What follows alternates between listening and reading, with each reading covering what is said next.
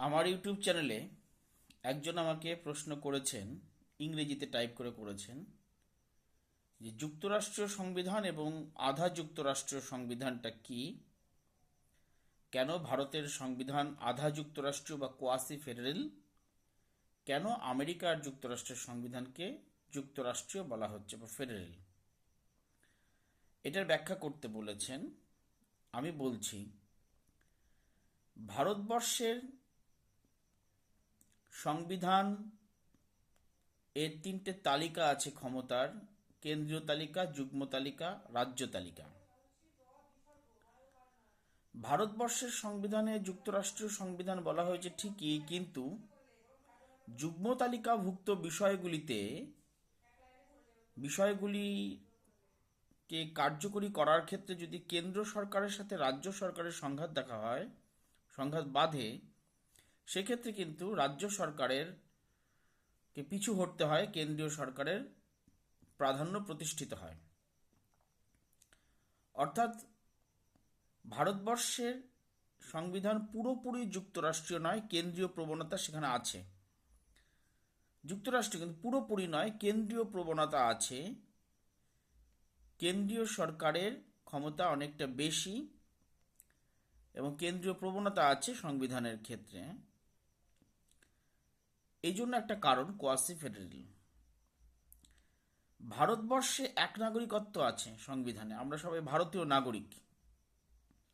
America যুক্তরাষ্ট্রে কিন্তু দ্বিনাগরিকত্ব আছে। অর্থাৎ আমেরিকা যুক্তরাষ্ট্রের একজন ভোটার, তার কাছে যেমন সমগ্র আমেরিকার যুক্তরাষ্ট্রের নাগরিক হিসেবে তার কার্ড আছে, আবার তিনি কোন রাজ্যের নাগরিক তারও একটা কার্ড আছে। অর্থাৎ দ্বিনাগরিকত্ব আছে, আমেরিকা যুক্তরাষ্ট্রের নাগরিকদের দ্বিনাগরিকত্ব আছে। ভারতবর্ষের নাগরিকদের এক নাগরিকত্ব। আমেরিকা যুক্তরাষ্ট্রের রাজ্যগুলি আমাদের দেশের রাজ্যগুলির থেকে বেশি ক্ষমতা ভোগ করে। আমাদের দেশের রাজ্যগুলি ক্ষমতা ভোগ করে অবশ্যই, কিন্তু আমেরিকা যুক্তরাষ্ট্রের রাজ্যগুলি আমাদের দেশের রাজ্যগুলির থেকে অনেকটা বেশি ক্ষমতা ভোগ করে। আমেরিকা যুক্তরাষ্ট্রে দ্বিনাগরিকত্ব আছে, আমাদের দেশে এক নাগরিকত্ব আছে। আমাদের সংবিধান যুক্তরাষ্ট্রীয় হলেও এখানে কেন্দ্রীয় প্রবণতার ঝোঁকটা অনেকটা বেশি। এই সমস্ত কারণে ভারতবর্ষের সংবিধান হচ্ছে কোয়াসি ফেডারেল, আর আমেরিকা যুক্তরাষ্ট্রের সংবিধান হচ্ছে ফেডারেল। অর্থাৎ ভারতের সংবিধান হচ্ছে আধা যুক্তরাষ্ট্রীয়, আমেরিকা যুক্তরাষ্ট্রের সংবিধান হচ্ছে যুক্তরাষ্ট্রীয়। এরকম কোনো প্রশ্ন থাকলে আপনারা করবেন। ইতিহাসের করলে বেশি ভালো হয়। রাষ্ট্রবিজ্ঞান এটা আমি জানতাম, তাই আমি পারলাম। রাষ্ট্রবিজ্ঞানের সব প্রশ্নের উত্তর আমি দিতে পারবো এটা আমি গ্যারান্টি দিতে পারছি না, কিন্তু ইতিহাসের প্রশ্ন করবেন, আমি আপ্রাণ চেষ্টা করব যাতে করে আপনারা নিরাশ না হন। আপনারা ইতিহাসের প্রশ্ন করলে আমি অবশ্যই সেই প্রশ্নের উত্তর ইউটিউবে আমি দেবই।